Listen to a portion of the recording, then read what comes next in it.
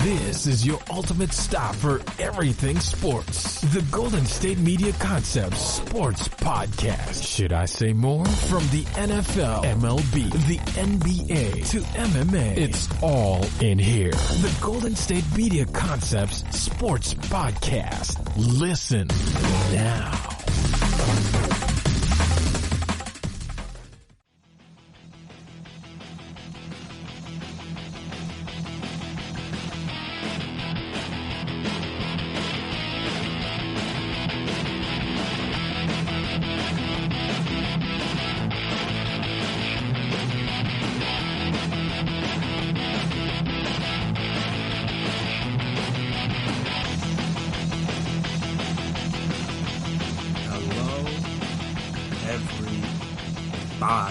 Welcome you guys back to another episode of the GSMC Sports Podcast presented by GSMC Podcast Network.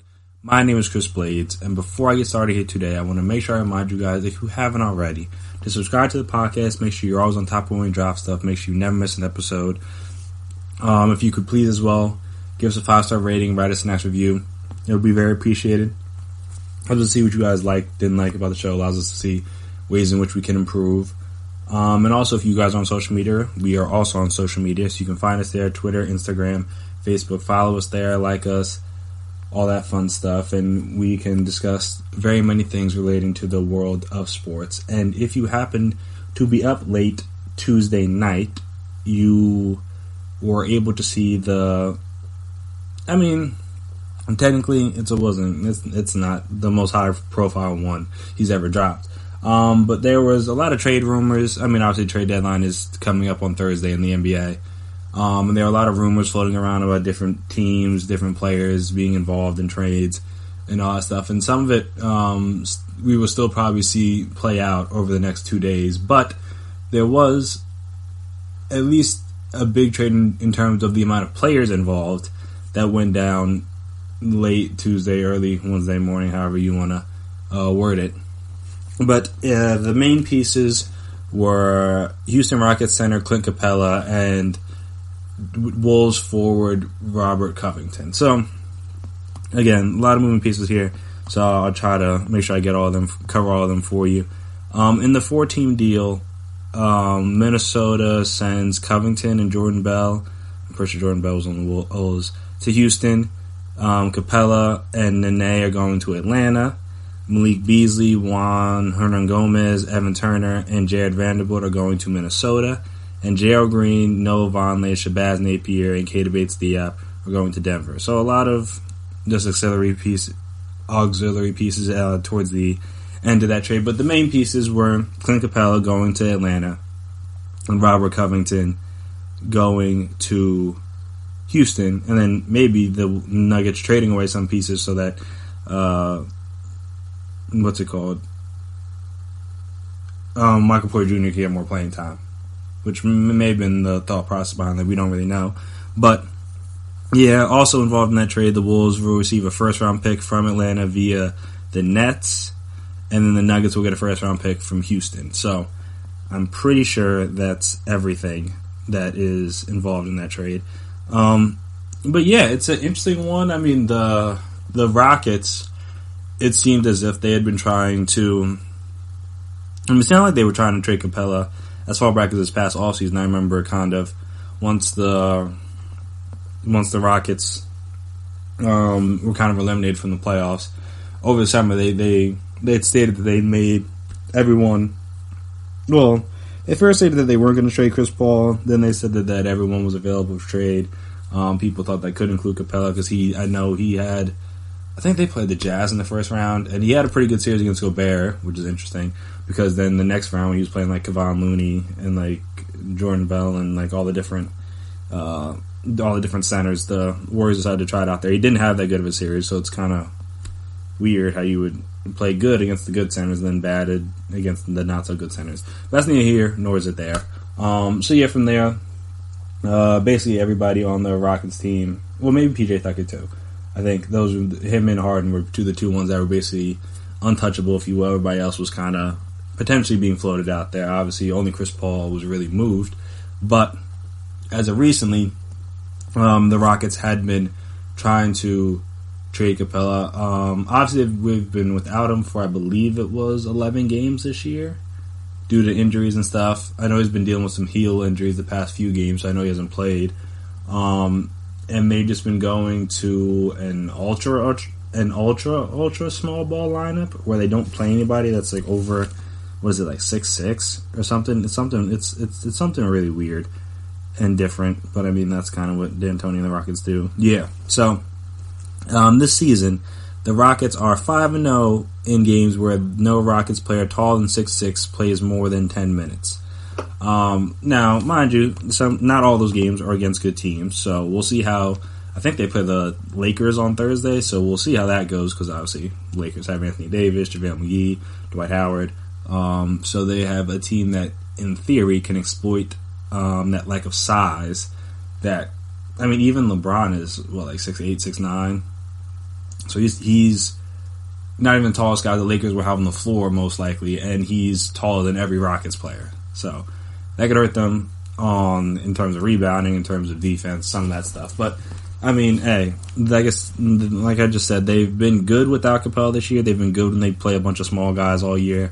Now, again, sample size very small. Will be interesting to see how the likes of like a PJ Tucker hold up over the course of the season into the playoffs when he's having to guard centers all the time, because normally, I mean, he was their small ball 5 when they went small, but very few teams start a small ball lineup. That would, I mean, in my opinion, it's kind of like with like baseball teams, like just trotted out like an opener, but they did it like they just had like a bunch of openers instead of just starting pitchers. They're like, all right, we're just going to try out different openers the small ball is supposed to be like a changeup, not necessarily like the first. It's not supposed to be like the first pitch. So it'd be interesting to see how that works for them, because it's worked. Like I said, it's worked so far, but also like again, sample size is small, and the top teams in the West all have good front court guys. So whether it's the Lakers, whether it's the Clippers, whether it's the who else? The Nuggets, obviously, the Jazz, like all the top teams in the West have a guy, at least at the center position, that in theory could give the Rockets problems. Now, again, we'll have to see how it plays out, but it's just interesting to see that this is the direction they're going in. And I mean, either what's this called? Either Mike D'Antoni and Daryl Morey are geniuses, or this is going to backfire immensely, and then neither of them will be there to like see what happens after this, because they'll both probably be let go this offseason. So that's interesting, though. I mean, again, good for them. They were able to get Covington out of the deal, which is important because they needed another guy on the wing to defend a little bit. They had some issues, and also it allows them to move like House back to the bench, just because like he had been a little up and down this year, and maybe he'll be better in a more limited role as opposed to being expected to be a starter all the time. And plus, he gives him another defender, plus a guy that can shoot threes, sort of. I mean, he's shooting, 34-35% from three this season. He's not been a bad three-point shooter over his career. He's averaging, 13 points a game this year, 6 rebounds. So, definitely a solid guy, definitely a good guy to add to a roster like this one, where they could use some help on the wing, playing defense. 'Cause I know their defense has been pretty suspect in many a games. Not every game. Obviously, they're still a good team, but they've had their woes on the defensive side of the ball. No, I guess not defensive side of the ball. It's not football, but on the defensive end, I should say. So they've had their struggles throughout the season. So hopefully he can shore that up. And then flipping sides to the Hawks side of this, because they're the really only team that got anything else of like real consequence in terms of player wise. The Hawks had been looking for a center for a while.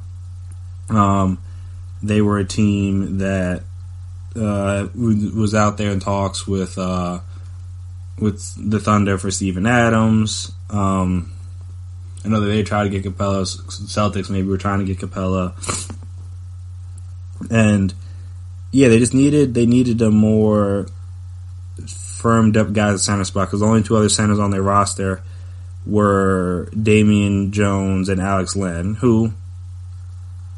I mean, Alex Len how was he playing this year? Was he playing already? Like, yeah, not giving them a lot, but I mean, it's Alex Len. You shouldn't really be expecting that much from him. But at least Capella can give them a guy that is good in pick and roll, can rebound, and is going to play. Is a pretty solid center. I mean, defender from the center position, and then also just it'll allow it'll just give Trae Young a better pick and roll option, because obviously not that Alex Len or Damian Jones are absolutely terrible, but Clint Capella, I mean, that was his main role with the Rockets, just to set screens, go pick and roll to the rim, catch a lob here and there, maybe hit the ball in the post, hit a move once or twice, and then obviously on the fast break, just rim run, just go from one end to the other, sprint up the floor, and just have James or Chris Paul or now Russ find you on the fast break, and then boom, you get a nice easy layup or an easy dunk or whatever. So I think that's all that he's asked to do from the Hawks with the Hawks now. I mean, that role should fit him pretty well, I would believe. Now it's unfortunate for him because he goes from a team that was a playoff team every year now to a rebuilding team. So I don't think he will necessarily enjoy that much. But obviously, that was not in the concerns of the Rockets front office. So that is what it is. But yeah, it's interesting to see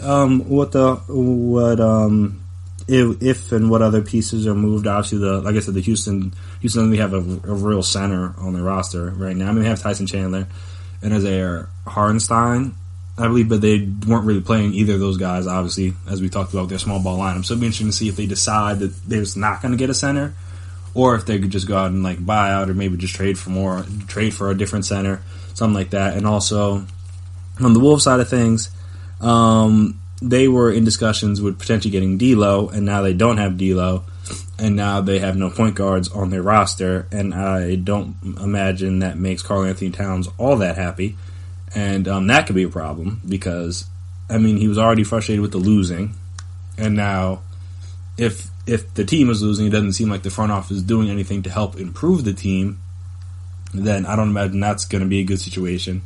Though he just signed his extension, which, I mean, he was coming off his rookie deal. He wasn't going to pass that up. No one passed up their rookie extension. I mean, yeah, just any big time player signs it. Devin Booker signed it, and Cat signed it. Like it's just gonna happen.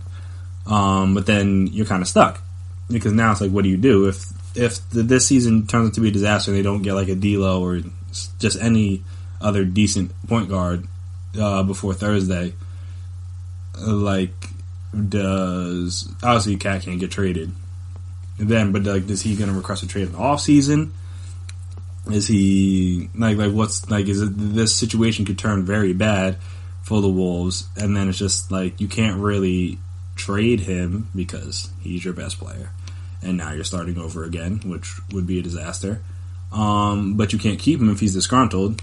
But then it's like, who are you going to trade him to? Because like he's going to want to go to at least a decent team, but like the teams with the high draft picks and the really good players aren't going to be the great teams. Plus, they won't be able to afford him because he just signed an extension. Like I said, he's getting paid a lot of money. Got to match all the salaries to make all that math work.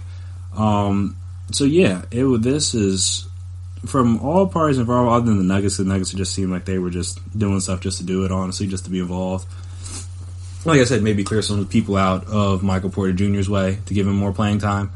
All the other teams involved, the Rockets, Wolves, and Hawks, it'd be interesting to see what this does for their teams. Because like I said, we're going to have to keep an eye out for the Rockets because I think they play the like I said, I think they play the Lakers Thursday, so we got to see how this experiment works against a team with like legitimate front court guys.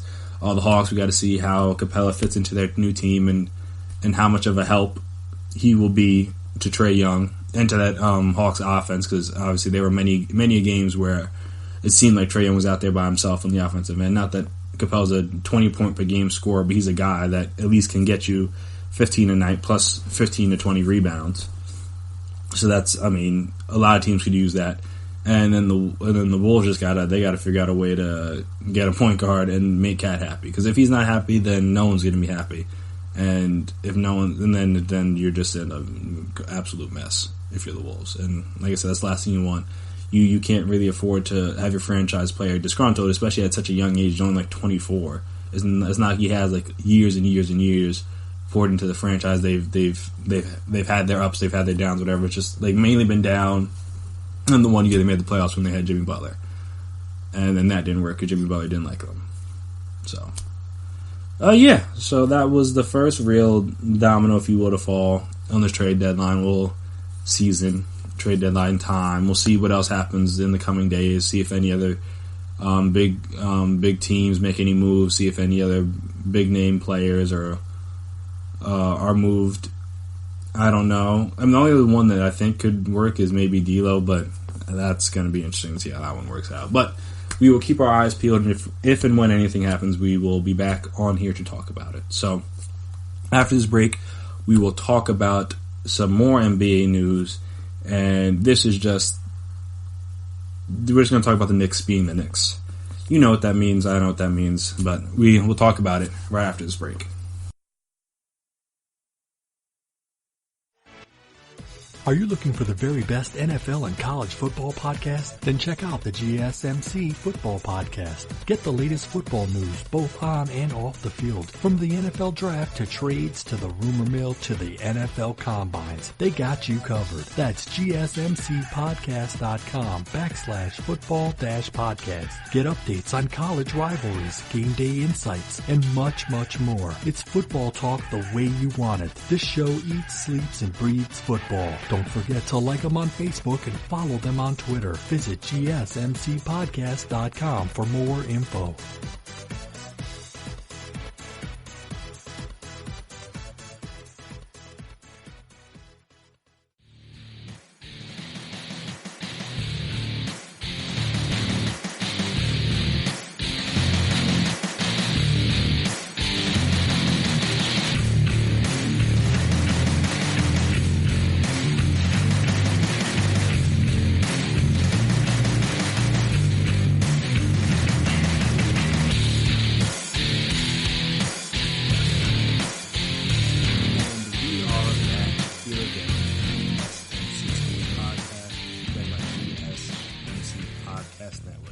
So the Knicks. Good old Knicks. So, I mean, the Knicks have been doing questionable things for most of my lifetime. The Knicks have been doing questionable things since last season, free agency, before last season. The Knicks that's their MO now. They just do things that don't really make a whole lot of sense, but it's the Knicks, so they do them. So today, earlier Tuesday, I should say, the Knicks let go of their president of basketball operations. I think it was, or maybe just their president. Regardless, they let go of their president, Steve Mills, 2 days before the trade deadline, so, interesting timing. Apparently, as of Monday, he was working the phones, trying to work on trades. Obviously, they didn't really go anywhere because they didn't make any trades. But he was at least doing his job, and then today, Dolan just woke up and was like, yeah, nah, that's enough. They're still keeping general manager Scott Perry, which is interesting, because Fizdale, the coach, gone, president gone, GM, now you'll stay. It's like either you're trying to get everybody out or you're not. Very odd. Doesn't make a whole lot of sense to me. And in this position, they're talking about they're trying to bring in Masai Ujiri from the Raptors. Apparently, Dolan's said that he's covered him for a while, but then he's under contract for like 2 more years, I think, so they would need to trade They need to trade draft picks, and obviously, why would the Knicks trade draft picks? Because they're bad. Like you're not trading high lottery picks now when you're going to potentially need those maybe to help build this team back up. But yeah, it doesn't really make a whole lot of sense, because my thing with the Knicks is that coming into the season, but flashback, move back, rewind a little bit to the offseason. So they were supposed to be in the market for big name free agents, blah blah blah. Maybe get Kyrie, maybe get KD. None of those things happened. They decide in turn to then turn their attention to free agents that all happen to play the same position. They signed like 3 or 4 power forwards. Their team roster construction wise has been a mess, so it's no surprise that the team was bad. They fire their coach, who I'm not sure how good of a coach Fizdale is, but again, the roster not necessarily like it wasn't like an all-star caliber roster. It's not like they had all NBA and all-star, perennial all-star players up and down their roster. They have like decent to good NBA players, but they don't really have that many like great. I don't even know if they have a great player on their team. Not that a lot of teams don't have a great player, but they definitely don't. They have a bunch of like solid players. So it's not surprising that the team was not that good this year. But again, they let him go. Fine. Like I said, I don't know how good of a coach he was, so I don't know if he really made a difference. They've been at least better to a degree since he was fired. I believe their new coach, Mike Miller, or the interim coach, I shouldn't say new coach, but the interim coach is what? I was just looking at the record. I think he's like so they're 11-18 since Fizdale was fired. They started the season 4-18, so that's definitely an improvement for whatever that's worth. But the team was sorry last year while he was there. The team's been sorry. Like I said, this team was sorry basically the entire time Fizdale was there.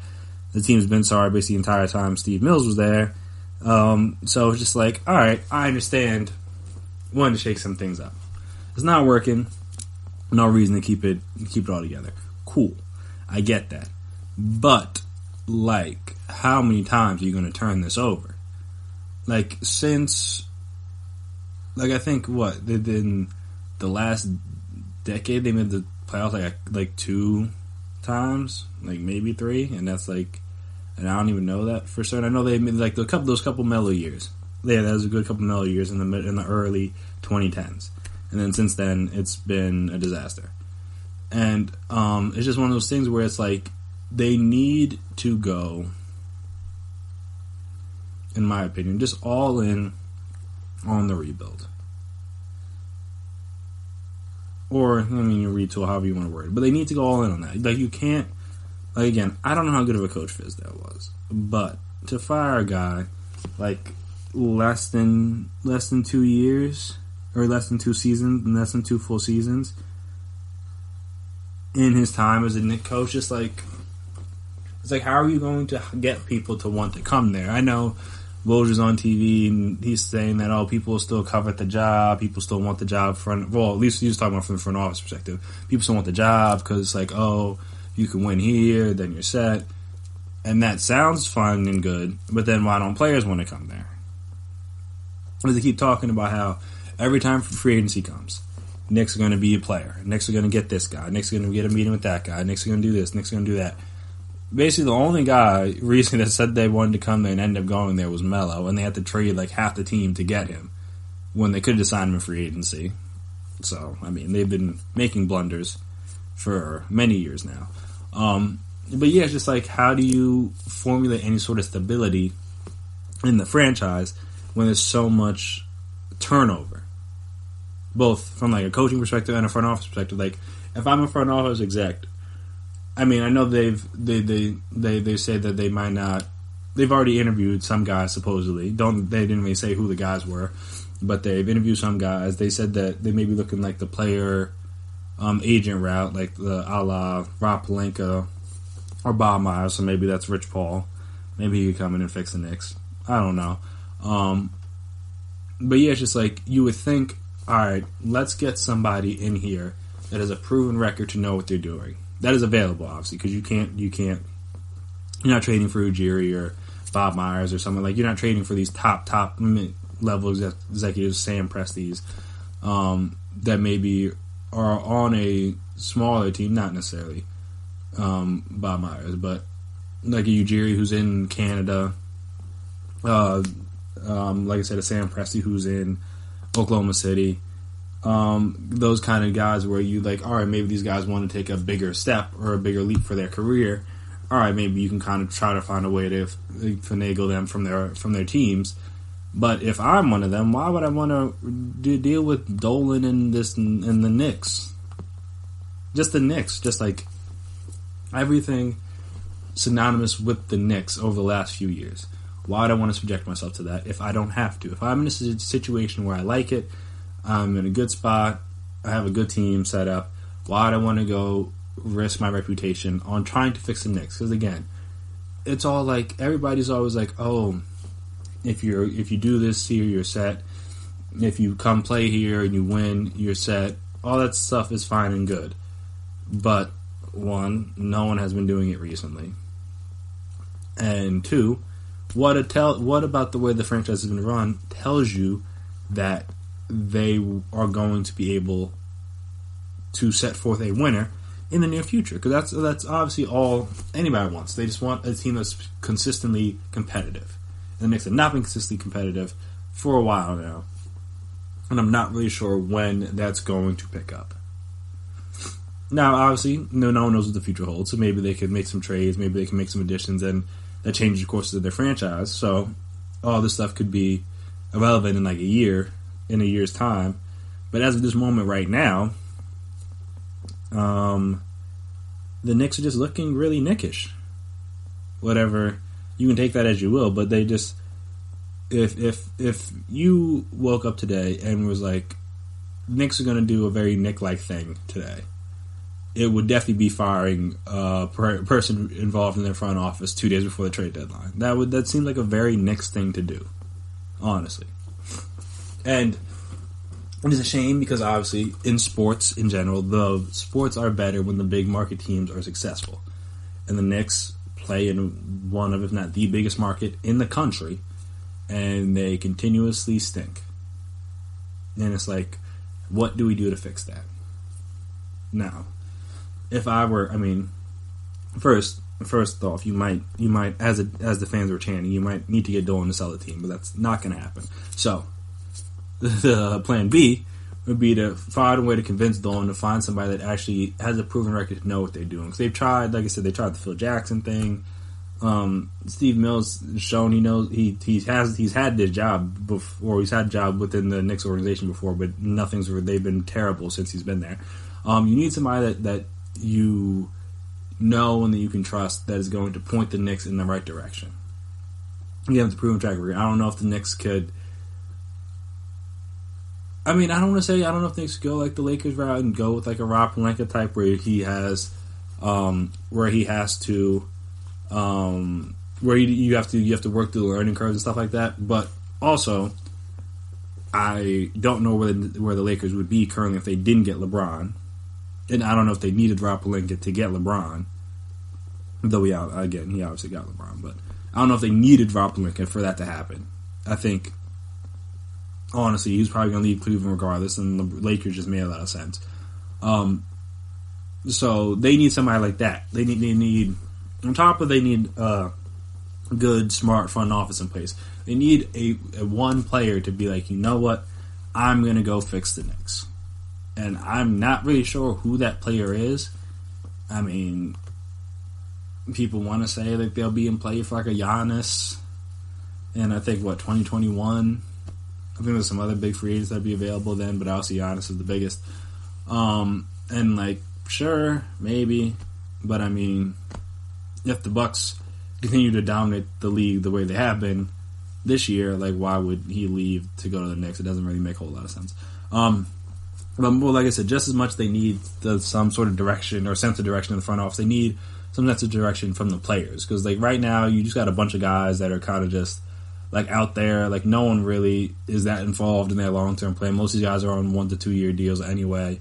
They're just like they were just trying to keep space open for 2021, which is basically what they've always done. Is just like make sure your money is good, so they have money to give away in free agency, but then no one ever takes their money. So it's just like, what's the point?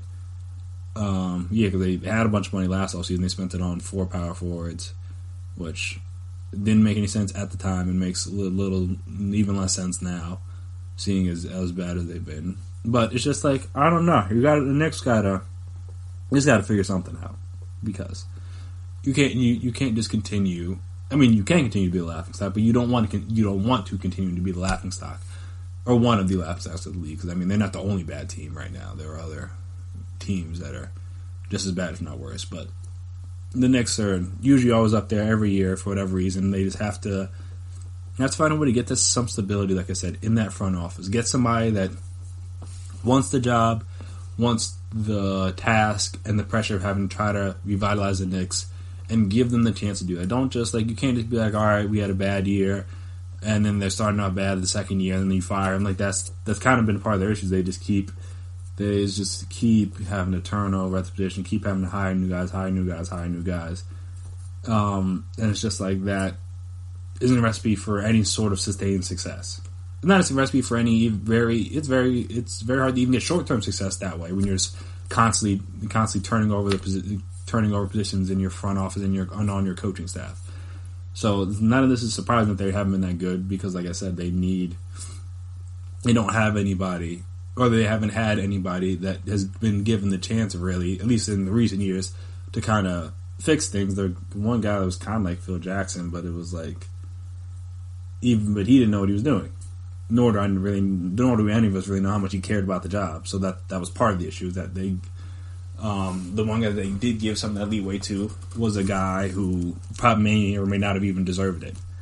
But yeah, the Knicks continue to do Knicks things, but hopefully, for their sake and for the sake of New York sports fans everywhere. Because I mean, if it weren't for I remember I was talking to my dad about this earlier. If it weren't for the Yankees, New York sports would be a complete and utter mess right now. You got, like I said, you got the Knicks. I mean, Brooklyn is going to be better, but they're sorry right now because KD's hurt. Giants and Jets, both not great. The Mets can't. They thought they were going to have a way to get the Wilpons out of there, and then they can't even. They somehow, some way, they screw that deal up. The guy backs out of the sale. And then you just really got the Yankees, and then I don't know too much about what's going on with the Rangers and the Islanders, but I don't think they're doing that great. Oh, nothing to look into that. But of the majors, I mean, not the NHL isn't a major sport, but of the three top tier sports, if you will, the New York's outside of the Yankees, the New York sports are a complete mess. And like I said, that's unfortunate because sports are better when the big market teams are better. So we got to find a way to get the Knicks and New York back to the level that they are supposed to be at. But hopefully, this is the time James Dolan will take his time and get it right. Because like I said, there's no reason to rush this per se. Obviously, you prefer to have a president for basketball operations and stuff like that. But you got to find a way to get this right, whether that means waiting till the offseason, whether that means interviewing a bunch of different candidates. You don't just want to just hire the first guy you interview just because then that's how you end up in a situation like this. So we'll see how the Knicks, what the Knicks do and how they handle this. But I would not be shocked if in a couple of years we're talking about them firing another GM or president of basketball operations or coach or whatever. Cause that's just kind of been the Knicks' MO of the last few years. So we are going to switch gears to another sport that just had a major trade of its own, and that is the MLB. And we'll talk about what that trade was, who was involved, and what it means for the league as a whole. Right after this break. Check out the show that's built on the MMA. From the UFC to extreme cage fighting, they got the fights covered. Check out the GSMC MMA podcast. Get the latest news on past or upcoming fights. Join us as we talk to and about some of the biggest names in the MMA, past, present, and future. When it's the fight game, there's just one show to check out. GSMCpodcast.com/MMA-podcast. Don't forget to like them on Facebook and follow them on Twitter. Visit GSMCpodcast.com for more info.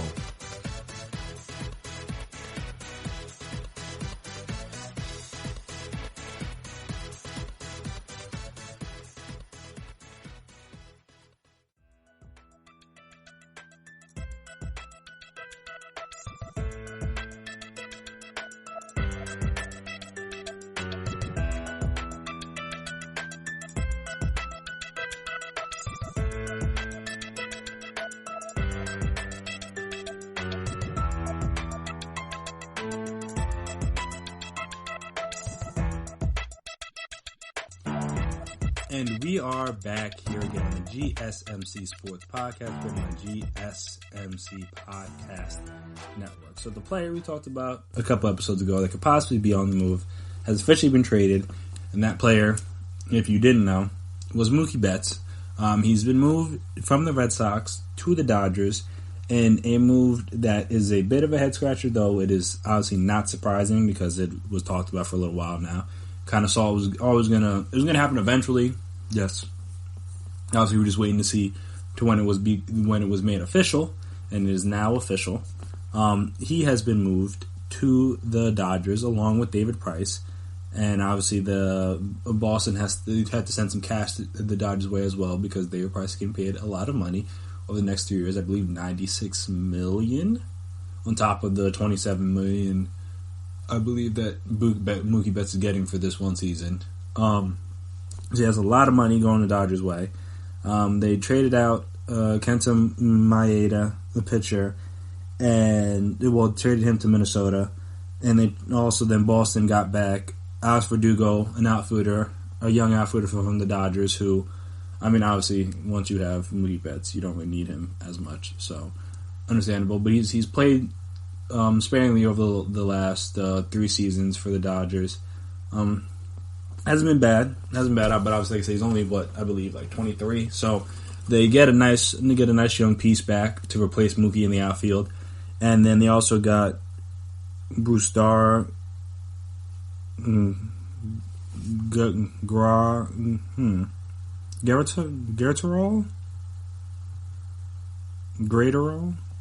I don't know exactly how you pronounce the last name, but a pitching prospect from the Minnesota Twins. Another young guy, throws very hard, could potentially be starting pitcher, could potentially be a setup guy. I mean, that's stuff for the Red Sox to decide. But yeah, both those guys. So isn't that Kenta Maeda? Excuse me. For the Twins, they got Kenya Maeda, or did he just? Oh, hold on. I'm trying to see if this guy pronounced it right or just spelled it wrong. But yeah, and then also in a separate move, the Dodgers also traded. Okay, yeah, the guy just spelled it wrong. All right, I was making sure that Steffi Kenta Maeda. I don't know why I said Kenya in the tweet, but whatever. And then also in a separate move, the Dodgers traded Jock Peterson to the Angels. Excuse me. You traded Jock Peterson to the Angels, but I guess that's just another situation where once you have Mookie Betts, it's the NL. They don't have the DH yet, but they don't have them. Like I said, they don't have a DH, so you're only playing 3 outfielders every day, and obviously Bellinger and Mookie Betts are going to take up the 2 spots, and it's like, all right, we may not need a guy like Jock Peterson as much. But yeah, so that's the extent of that trade. Not as many moving pieces involved as the NBA trade we talked about earlier, but bigger names, honestly. Obviously, Mookie Betts is one of the best players in the league, especially as an outfielder. And he goes to a team that didn't really need him, per se, because obviously Dodgers were very good last year, were the best team in the NL record-wise. won over 100 games. Obviously lost in the NLDS. But, I mean, took it to Game 5. They lost to the eventual World Series champion, so not nothing to be too... I mean, you're obviously going to be sad because you didn't win it all, but, like, they still had a very good year. They were bringing back pretty much that entire team. They were probably going to be just as good, if not better, this season without Mookie Betts, but obviously now you throw in Mookie Betts, and now their lineup is even more impressive. And it's just a situation where I think this is just stems from the Dodgers being tired of coming up short. Obviously, some of that is their own fault. Some of that is the fault of potential cheating. Well, obviously not potential, because the Astros were found to be cheaters. We haven't figured out what the Red Sox may or may not have done yet. But in the case of the Dodgers, they haven't they haven't won a World Series since like the 80s. It's been quite a while, and yeah, they're trying to find a way to get over that hump, because they haven't won a World Series since '88. Yeah, they haven't won a World Series since '88. So they're trying to find a way to finally break that drought. It's been over 30? Yeah, it's been over 30 years since they last won a World Series. They're one of the prominent and most well-known franchises in the game of baseball. So it just always looks funny when the big name guys are the teams that haven't had World Series in a while. I mean, even if you look at the Yankees haven't had a World Series in like 10 years, but obviously it's a much big difference than 30 plus years. But yeah, so they're trying to find a way to finally break that barrier, get over that hump, and maybe this is what does it. I don't know. Like I said, this wasn't a piece that they needed. They're just a piece that they were just like, screw it, we're just going to go for it. And honestly, I don't blame them. After all they've been through, in terms of, like I said, the heartbreaking losses, whether it's in the World Series, whether it's in the Championship Series, the Division Series, what have you, they've had a bunch of heartbreaking losses.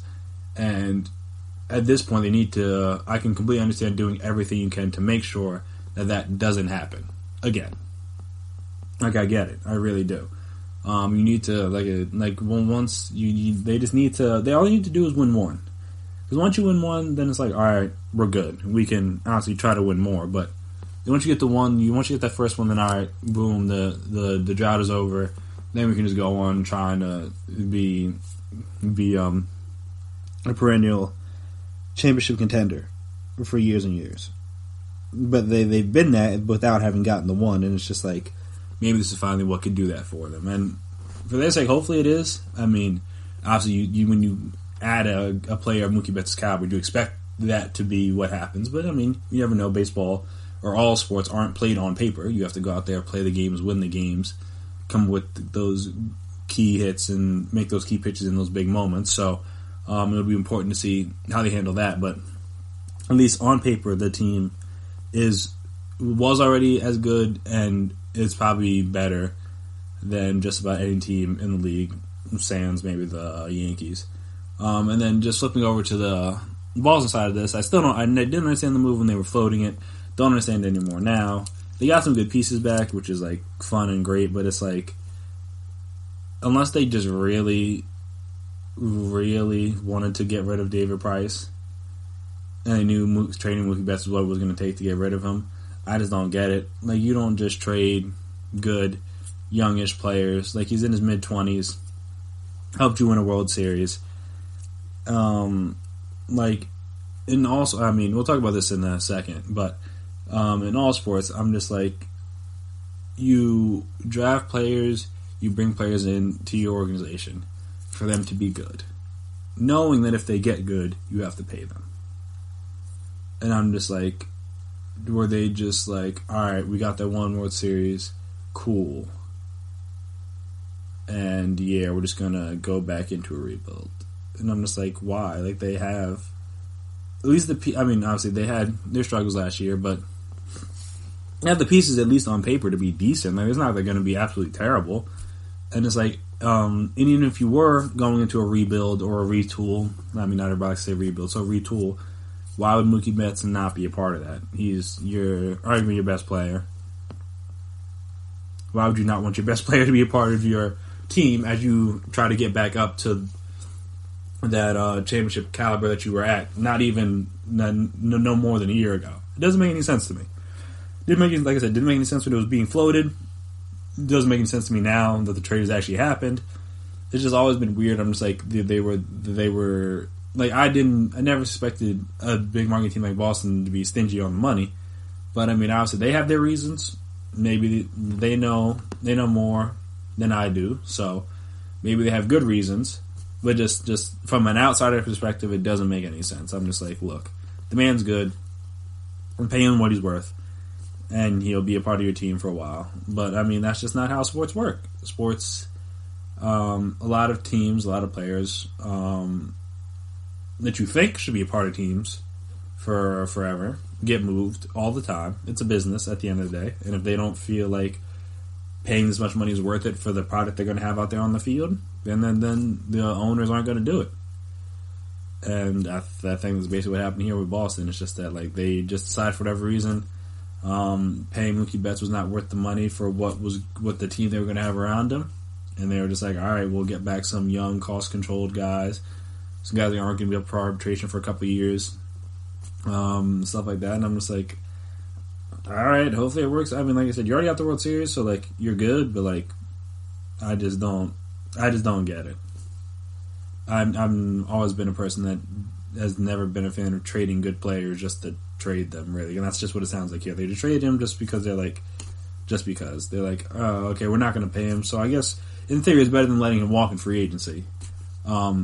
But at the same time, the fact that they weren't basically the reason they were letting him walk free agency, not like he didn't want to come back, just like they just didn't want to pay him what he was worth. It's just weird to me. But for Dodgers, good for them. Works out for them.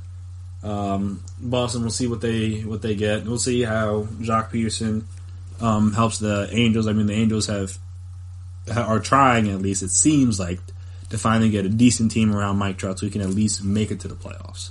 Now, I'm talking about win the World Series right now. Just like get him to the playoffs, just like so he can play in some of that October, potentially November baseball. That's all we want to see.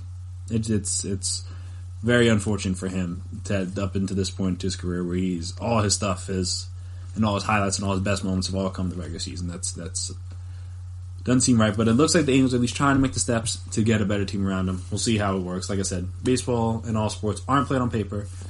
Pitchers and catchers report soon, so we'll see how these teams look when they start getting out there on the field, how they start to gel, how all that stuff goes, and then obviously we'll see once the season starts. But interesting trade from all sides. I'm not really sure about the Twins' perspective of this, but I guess they get a nice arm, so it works out for them. They had to give up a good young arm, but they got a nice piece made as a solid pitcher, so that's not a bad move for them. So yeah, no, this. Other than the fact that I don't understand why Boston would want to trade Mookie Betts, this mainly makes sense from all teams involved. But like I said, we'll see how it goes. But after this break, we are going to, as I touched on a little bit, we're going to talk about what other potential stars could be traded in the MLB, and also just is the MLB starting to trend towards the way the other sports handle disgruntled stars, if you will. And I'll explain what I mean and kind of see if I agree that this is what's going to happen with Major League Baseball as well. Right after this break.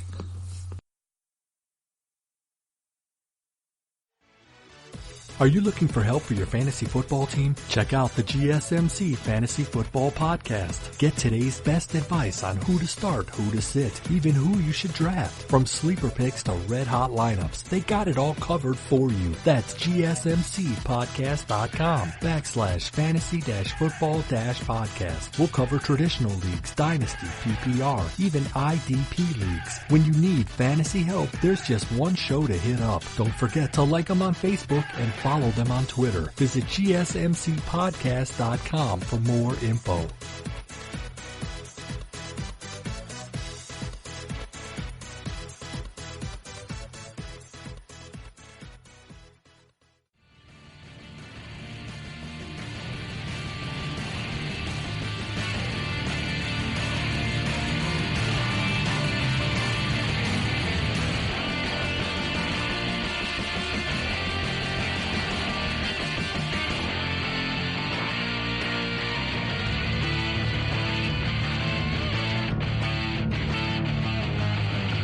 We are back. We are once again on the GSMC Sports Podcast, presented by GSMC Podcast Network. So, Mookie Betts is only one of the stars whose names have been floated out there in terms of trade rumors this offseason in the MLB.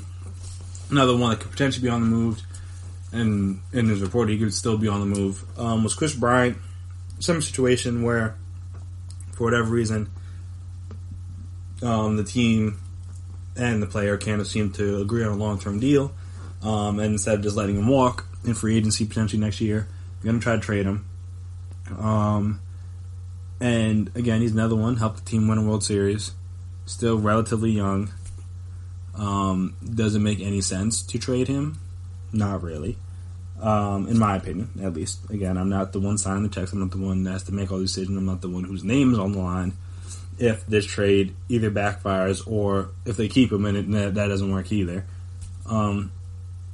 So you have to some degree, trust the guys that are in the position to make these decisions as they know what they're doing.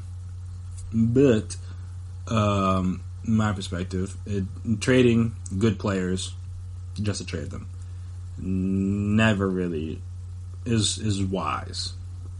You know, that's just for me as a person who just watched sports. His life hasn't had to be in the position to make these decisions. But just like I said, from my outside perspective, it doesn't make any sense. So he's a guy that could be on the move. Nolan Arenado, they talked about potentially being on the move too.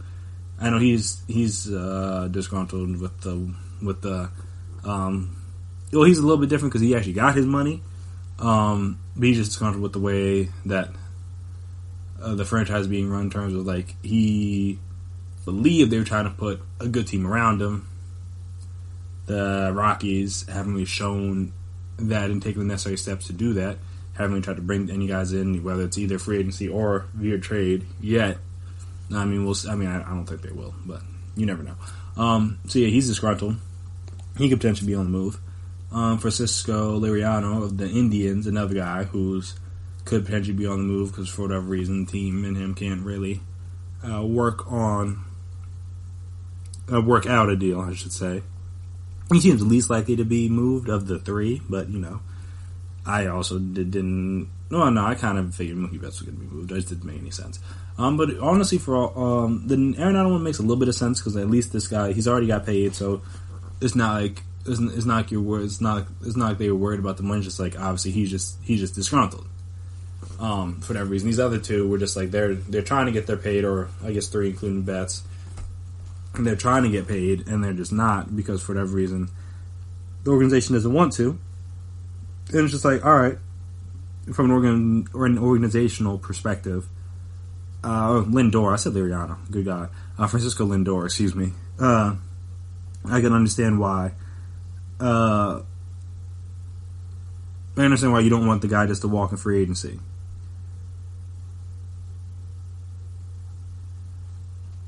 But, like I said, he's been trying to get a contract offer from the Indians. Hasn't yet. When he does, he'll sign. If he doesn't, then he might get traded too. So we'll see. I mean, these ones don't seem as eminent. The Betts one seemed pretty eminent. It seemed like he was going to be a Dodger at some point before the season started. These, I mean, Kris Bryant, Arenado, Lindor, there's all been talks about places they could potentially end up, but none of them seem as certain as the Betts one did. So we'll see what happens there. But as I kind of hinted at before, this is the way in which the MLB is handling this stuff is similar to the way other sports are handling this stuff in terms of like trading stars and disgruntled players and guys before their deals are up, kind of stuff like that. But it's just something that they hadn't been doing. Like in football, you see these guys on their rookie deals get traded if the team's going to give them an extension. You see guys, I mean, not as much with the free agents. Like once they get signed, because the money is weird in the NFL the way contracts are signed up. But you see a lot of guys where guys are trying to get their big deal. It's not working out with the team, and they end up getting moved for whatever reason. You almost saw this earlier this year with Jamal Adams, who's obviously the length of time in the league is different because baseball guys come up later and they got all that weird service time rules and all that other foolishness that kind of prolongs them from being able to get the free agency. I hate that, but it's a different topic for a different day. But yeah, you saw that with Jamal Adams potentially he almost got traded. You've seen that with who else? Marcus Peters has been traded twice before he got to free agency. Leonard Williams, I mean not as high profile, but Leonard Williams, you saw with Khalil Mack before he got his big deal, he got traded. Amari Cooper got traded. I just it seems, I'm trying to think. No, not quarterbacks don't really get that sort of treatment. But yeah, you see it a good amount in football with guys like that want to get their money. The team doesn't want to pay them for whatever reason, and then they're young and they're talented and they're good. You just get moved on, and it's just like I said, it's not. Maybe I just wasn't paying attention to the MLB and I missed it, but it seems like this offseason was one of the first ones where it was like a bunch of guys who were either just got paid or were getting ready to get paid, and for whatever reason, the teams that they had either didn't want to pay them or weren't putting the proper players around them, and now they could potentially be on the move. And it's just a weird way in which sports is going now, because it happens in the NBA to a degree too.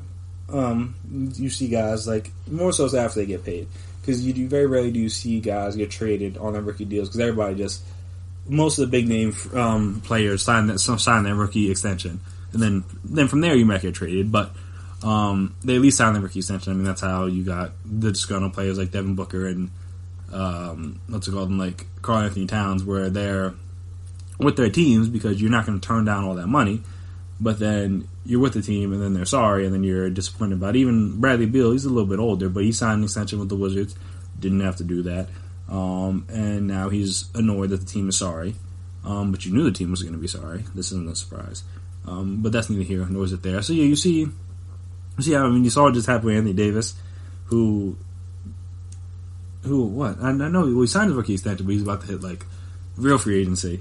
But yeah, he was disgruntled. He gets traded. It's just the way sports are going now, and I guess it's good for the players to a degree, because I don't know how much Mookie Betts actually wanted to be traded. I don't know how much Chris Bryant or Arenado or Lindor actually want to be traded, but and that's what you see the players take the power from the front offices. They're like, hey, I know I'm more important than you guys are, because obviously the players are the ones that make the league, make the game. They're the ones out there playing. They're the ones people come to see. So if they're not playing up to their standard, or they're not playing well, then they're not entertaining the masses in a way in which they hope to do, then no one makes any money, because then there's nothing to see. So I'm saying, knowing that, the players knowing that now, they understand that, hey, look, getting paid is important, but also make sure you're enjoying what it is you're doing. Because, obviously, money can cloud a lot of things. I am not rich, so I don't know what it is like to get paid millions of dollars and live and work in a place that I don't want to be at. But I would imagine that the money definitely helps, but at the same time, you should want to help your own well-being, and that should be going and playing in a place where you want to play and around people you want to be with. So there's no reason to, in my opinion, settle or be somewhere where you're not happy. And I feel like I respect that about this newer generation of players that is being empowered in order to be able to make those decisions for themselves that maybe in the past they might not have made. They might just settle for hey, I'm just gonna go with the money, stick with the money. Whatever happens. But now players are just hey, look, I want my money still. Obviously, they're not turning down. They're not taking less money. They're still getting that money, and they should. The bag is important and must be gotten at all costs. But also they're realizing that, hey, look, if I say I don't want to play somewhere, or if I say hey, look, trade me,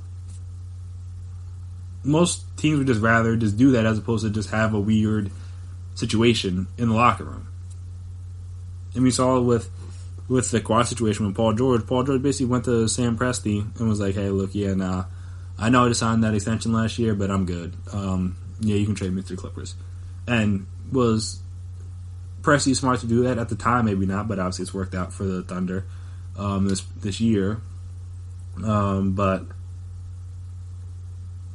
yeah, the Paul George was like, yeah, no, I want to get traded, and they were just like, all right, I guess. And then boom, everyone seems happy. We'll see how the Clippers do. Like I said, the Anthony Davis situation, he was disgruntled because of the way things were going.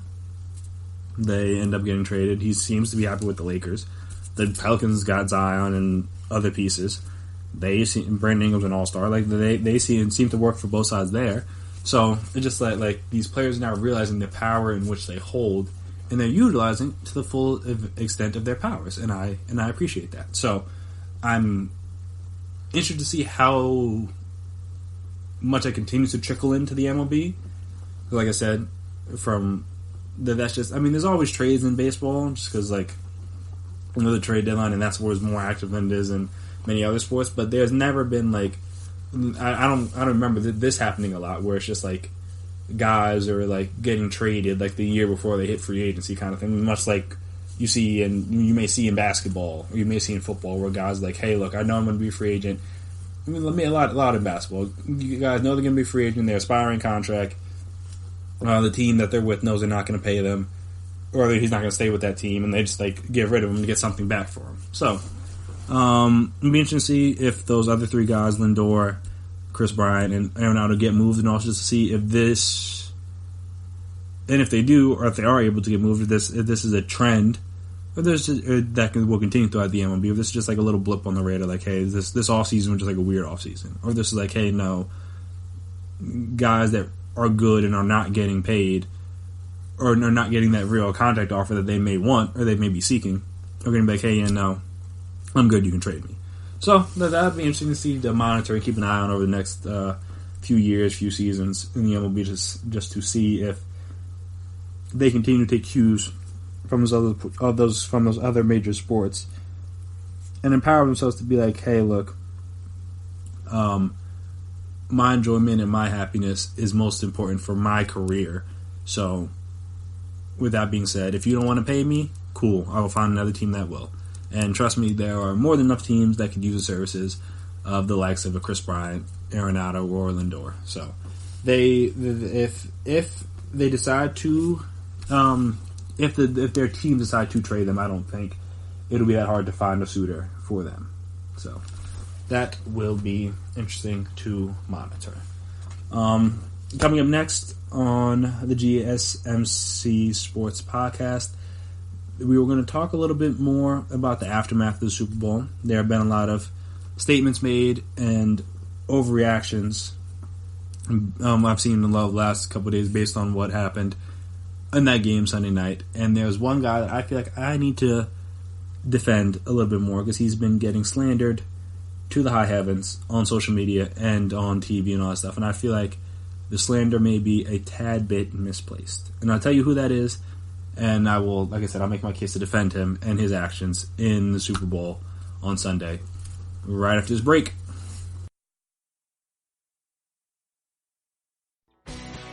Are you looking to get your college football fix? Looking to get the latest news on your favorite school's team? The GSMC College Football Podcast is your ticket to all things college football. Join us as we talk college football, from the national championship, the college rivalries, the bowl game, to the Heisman Trophy. To which conference is the best? We've got you covered for the Big Ten, SEC, Big 12, the Pac-12, ACC, and everything in between. Download the GSMC College Football Podcast on iTunes, Stitcher, SoundCloud, Google Play, or anywhere you find podcasts. Just type GSMC in the search bar.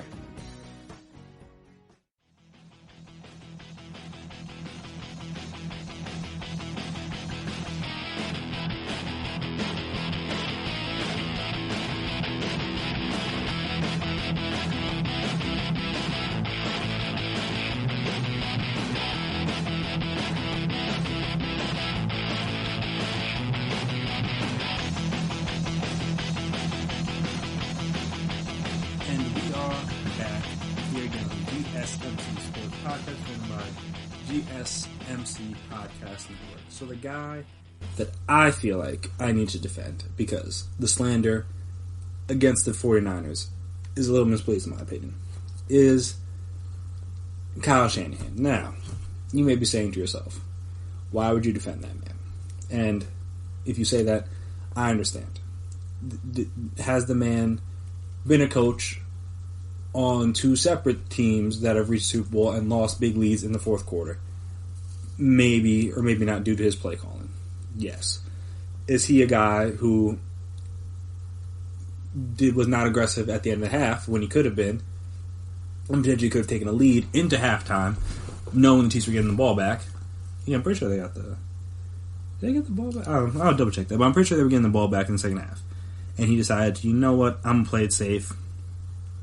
Not really going to go... not really going to be uber aggressive, and just, and just be conservative and make sure Jimmy G doesn't screw things up. Did that happen? Yes.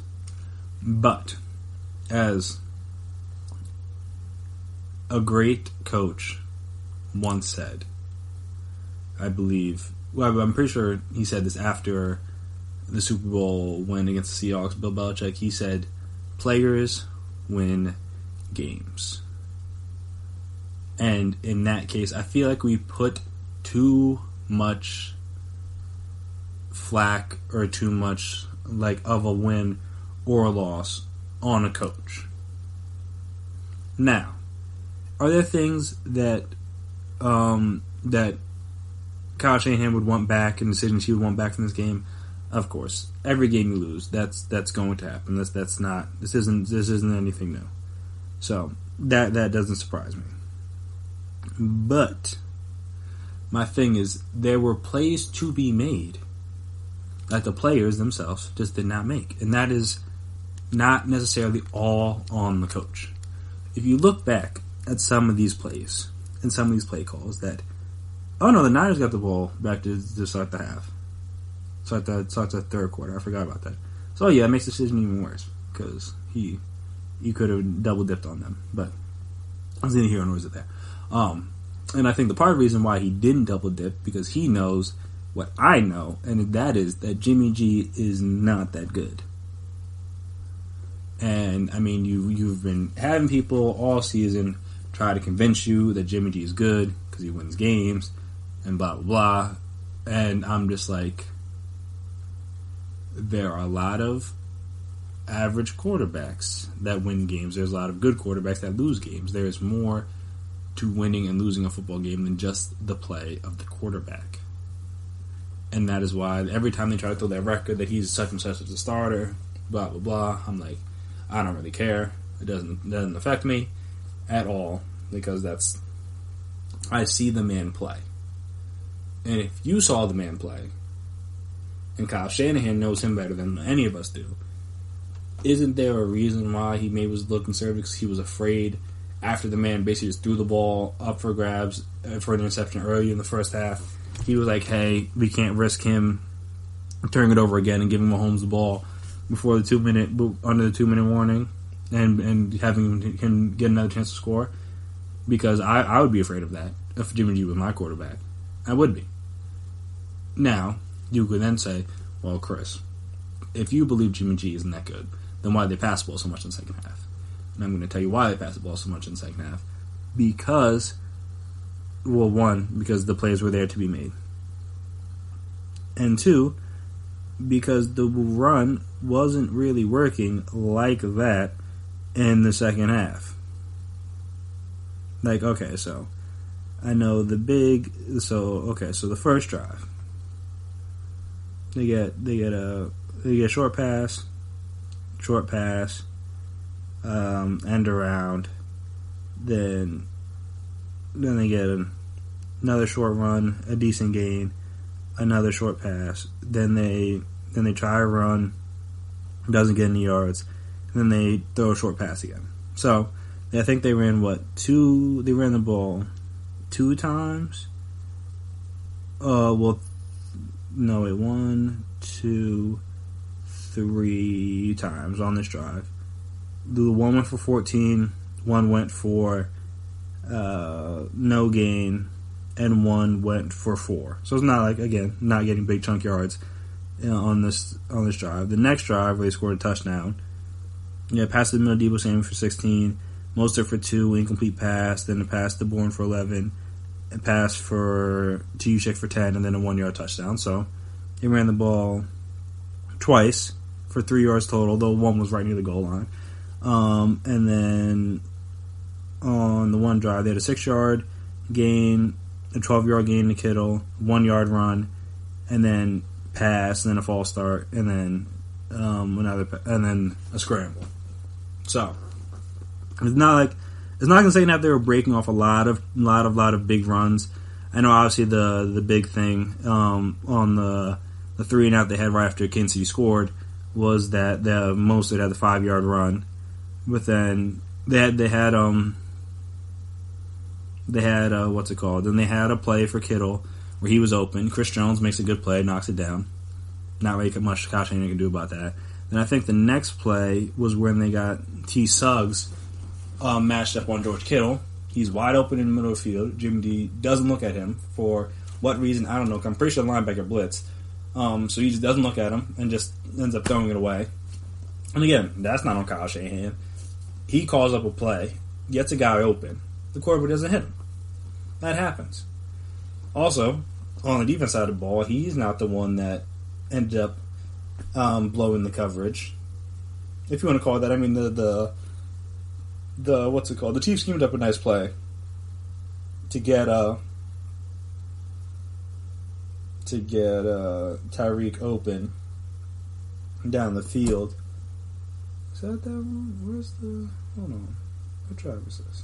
No, yeah, this is the drive.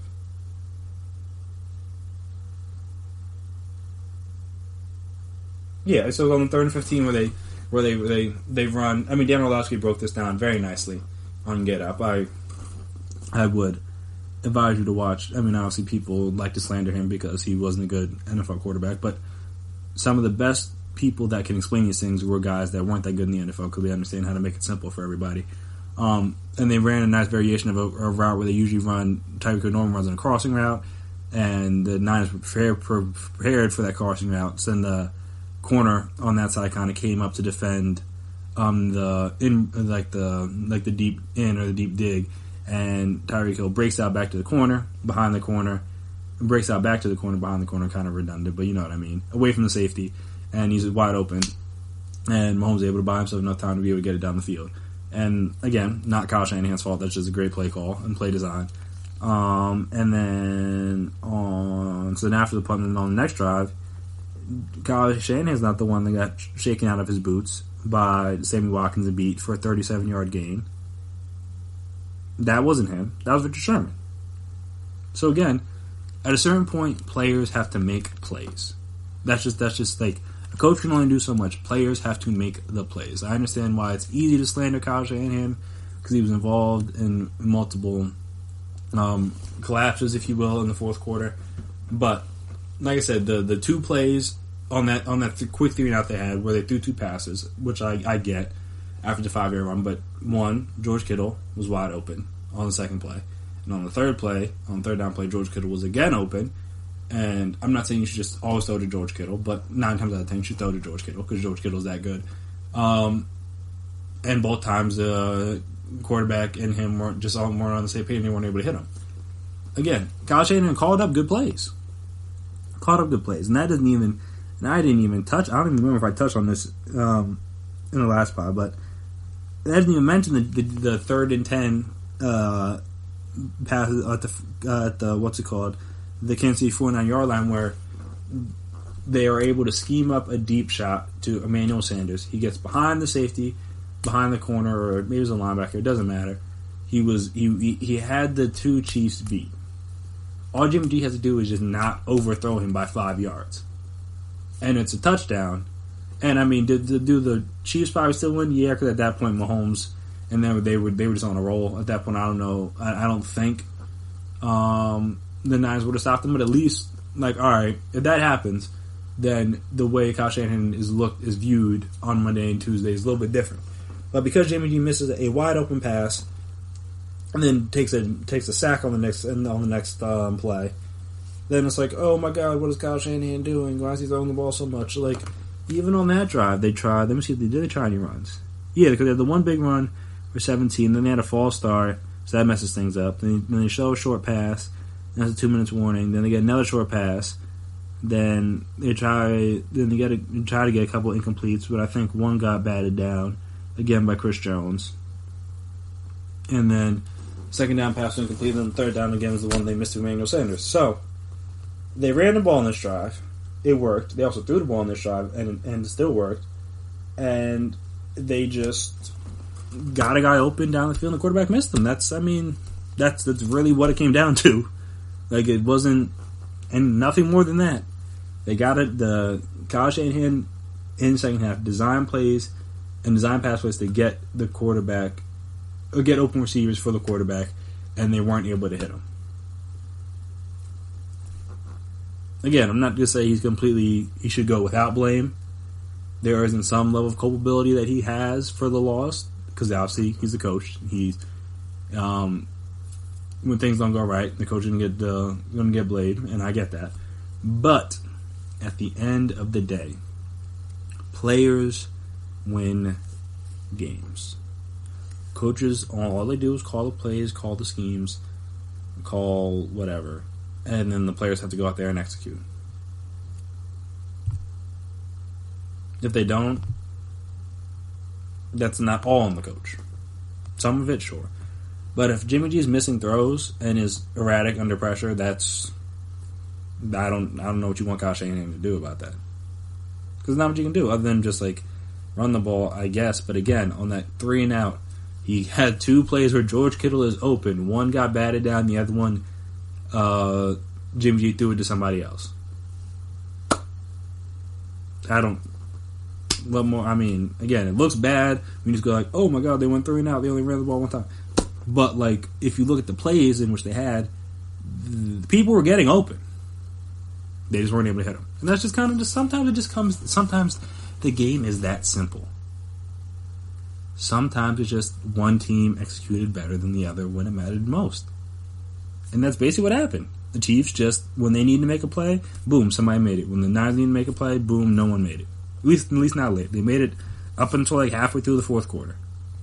And then after that, the Niners just, the offense, defense, especially, no one can make a play. And I'm just like, that's not all on the coach. That's all I'm saying. Just not all on the coach. So, I understand the slander. It's not completely undeserved, but I think it's a little bit misguided. Now, if you want to slander Jimmy G, be my guest. I will hop right aboard that slander train and join you on it. Because I don't think he's that good. But, no, I'm not going to outwardly slander that man. I'm just saying, he didn't play good in that game. He missed key throws.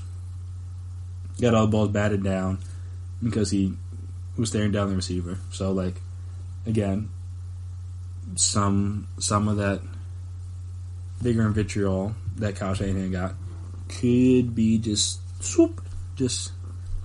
slide over and directed at the quarterback who missed some throws. Because, again, Kyle Shanahan didn't overthrow Emmanuel Sanders for a game-winning touchdown by 5 yards. That's all I'm saying.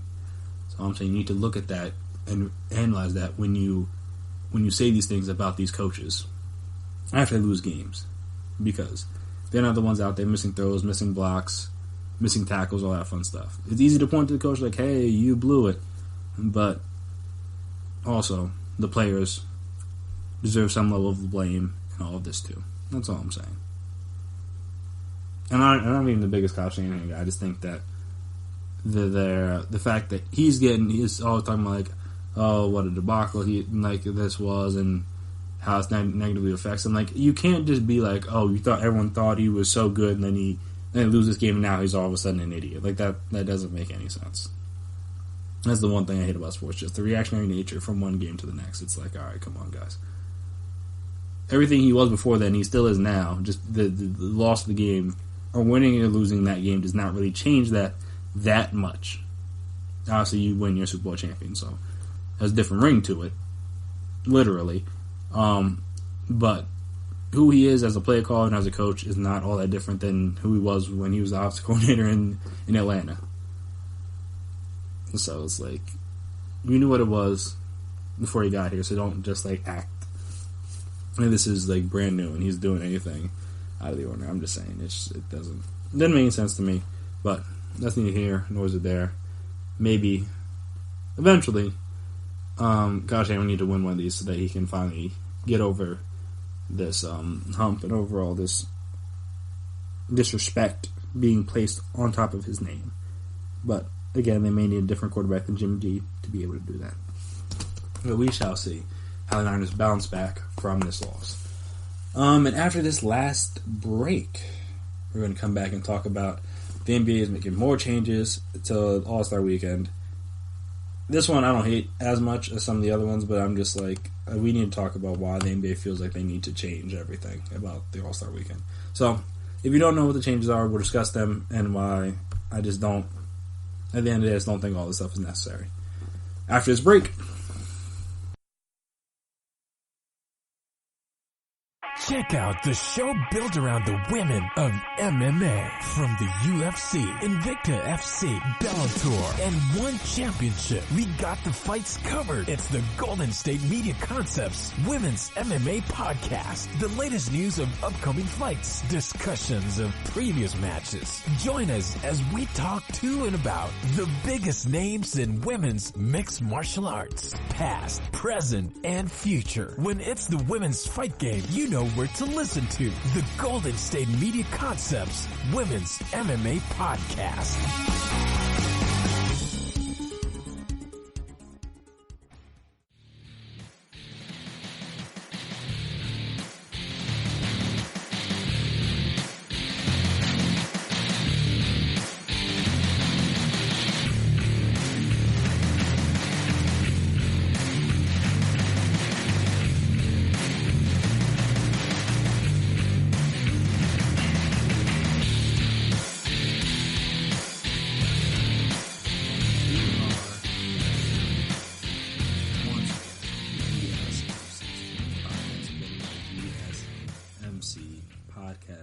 So over the last few days, they've been filling out. The NBA has been filling out all the different participants for all the different all the different events. Whether it's the Rising Stars Challenge, obviously the All-Star Game, the Saturday Night festivities with like the skills competition and the 3-point shootout and dunk contest, all that fun stuff. So everybody's all the positions are filled, all the slots are set, if you will.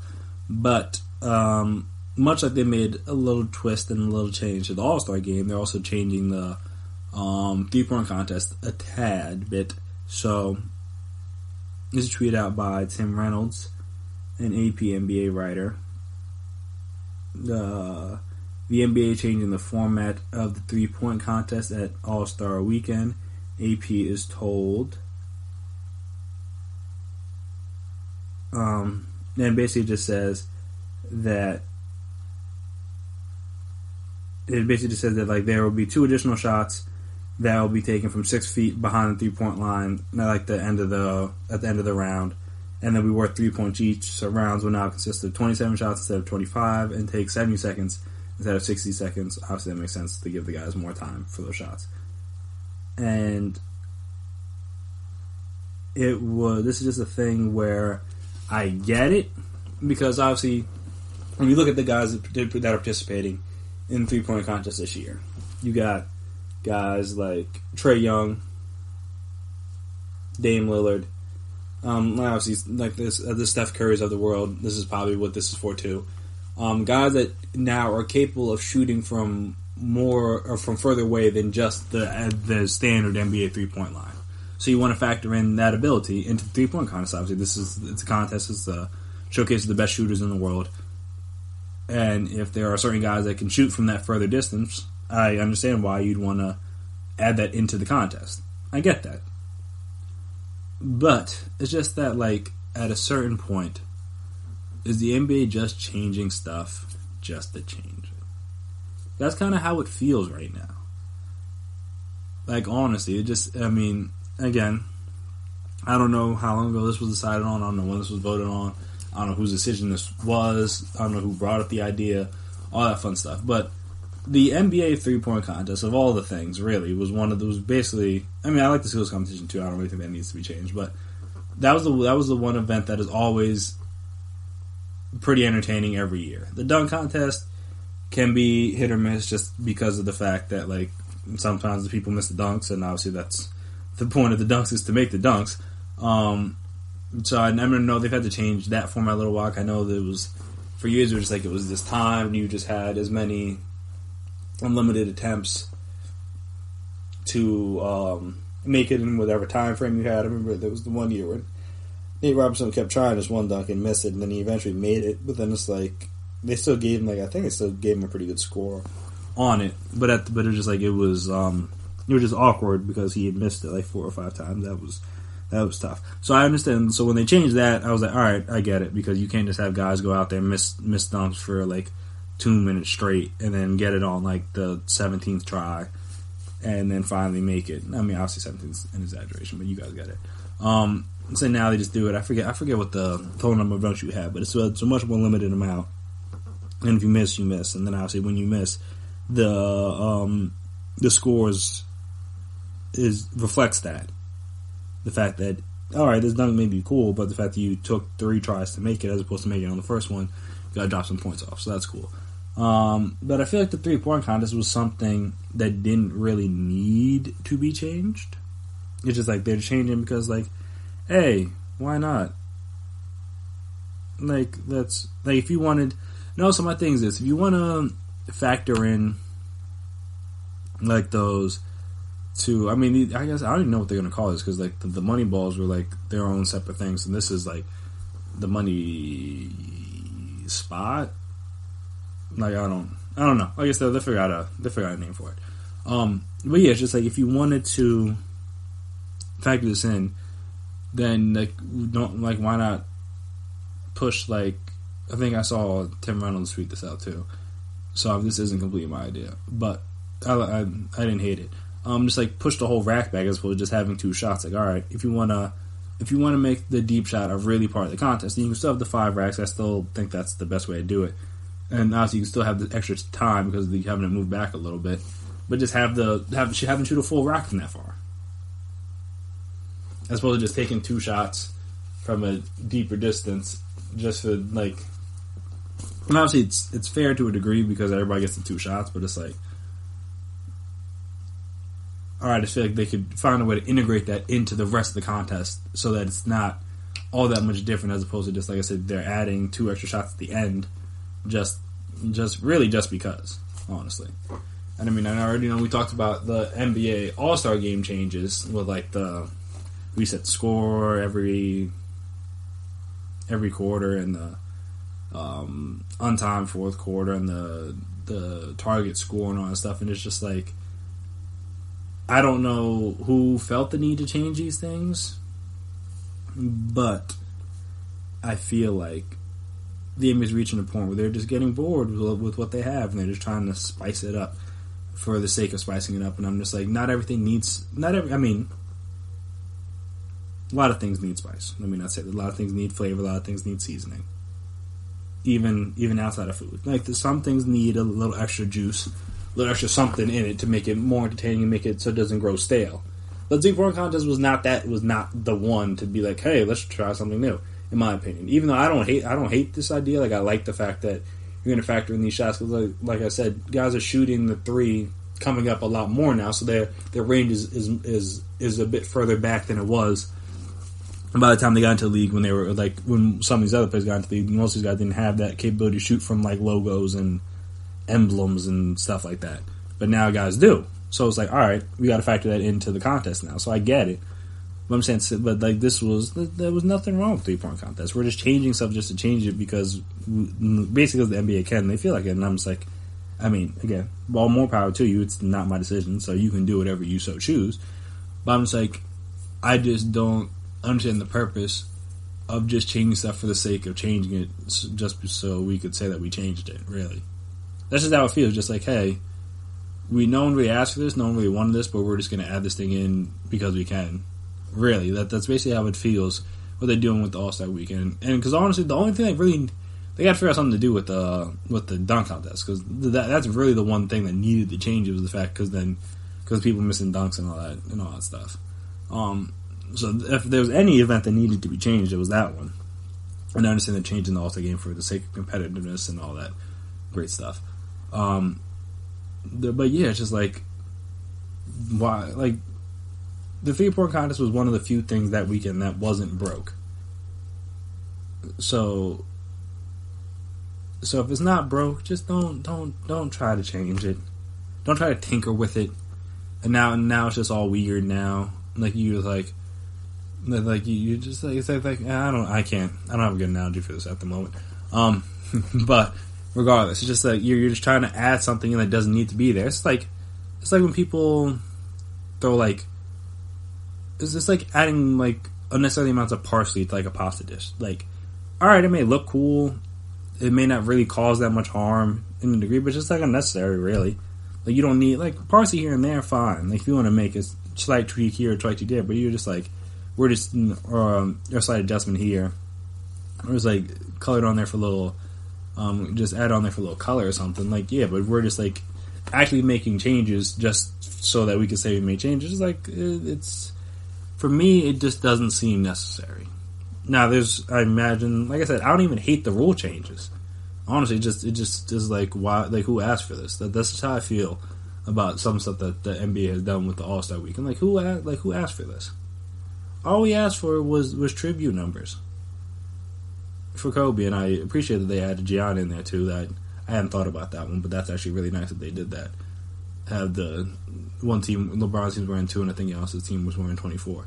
So that's really cool.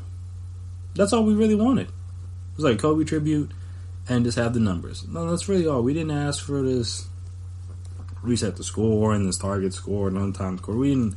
That's not what the people. That's not what the people wanted. And I mean, you can't give the people everything they want, because a lot of people, and I'll throw myself in this group, like, we have ideas that may not be that great. It happens. Not every idea is a good idea. Just like not every question is a good question. But not every idea is a good idea. It's a fact. There's some things that just aren't feasible, something that just don't make sense. Cool, I get that. So I understand, like, if you're trying to come up with ideas for things to do, you can't just listen strictly to the fans. They'll say some things and they'll be like, all right, we can't even, it's not even possible for us to do this. So, like I said, you can't listen to them completely. But at the same time, it's like, we could at least just do, like, normal stuff. We don't need to do all this extra stuff. That's all I'm saying. Just, there's certain things in certain events that just didn't need to be touched. And I feel like the 3-point contest was the one All-Star Weekend event. And like I said, the skills competition is cool too. Now they add the big man, and that's a cool aspect of it. But like, as currently constructed, the 3-point contest did not need to be touched. There was nothing wrong with it. Everybody was happy with it, and now we're just adding stuff just to add stuff. And it's just like, for what? For what? But we'll see. Maybe it'll. Like I said, I just don't think it's a bad idea. So I think it's gonna work out fine. Just that, like, overall, it's just like unnecessary, honestly. But yeah, nope. And that'll do it for me here today. I appreciate you guys taking the time out of your day to listen to me talk about all things sports. I just want to remind you guys again, if you haven't already, subscribe to the podcast. Make sure you never miss an episode. Make sure you're always on top whenever we drop stuff. If you can, please, as I said earlier, please give us a 5-star rating, write us a nice review. It would be very appreciated. Help us know what you guys like, what you don't like, what ways in which we can improve. On social media, we are also on social media, so you can find us there: Twitter, Instagram, Facebook. We can talk, we can chat, we can discuss. You can tell me why this 3-point contest change is the greatest thing ever. You can tell me why Kyle Shanahan deserves all the slander he's gotten. I am more than welcome to talk with you guys about all things sports. So that'll do it for me here. Once again, my name is Chris Blades. I want to again thank you guys for listening, taking the time out of your day to listen to me talk about sports. And until my voice hits your eardrums on the next episode, peace out.